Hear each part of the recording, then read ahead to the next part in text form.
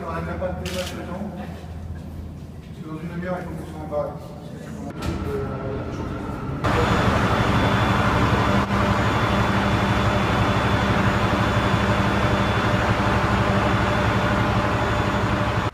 Donc là, c'est ce qu'on appelle la salle de contrôle machine. Vous avez ici le tableau électrique basse tension en 440 volts.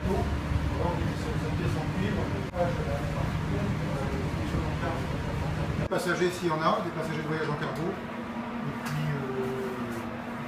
une cuisine professionnelle, tout simplement, avec tout ce qu'il faut.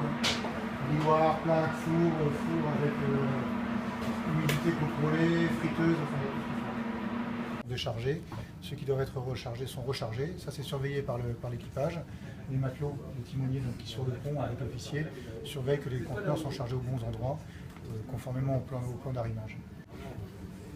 Entre ce qui est importé et ce qui est exporté en Europe depuis quelques mois, exporté d'Europe depuis quelques mois, donc les conteneurs qui vont être déchargés par exemple à Shanghai sont chargés par-dessus ceux qui seront déchargés dans le port d'après qui pourrait être Dalian par exemple.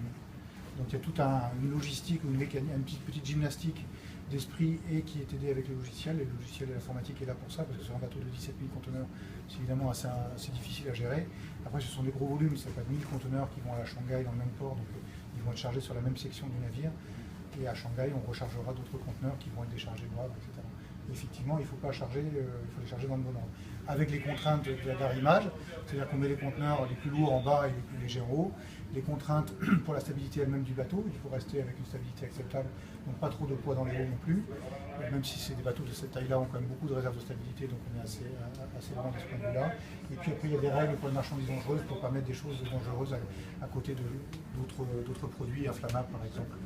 Par marchandises dangereuses, ça peut être tout, ça peut être de la chimie, mais ça peut être aussi du parfum, de la peinture, différents produits.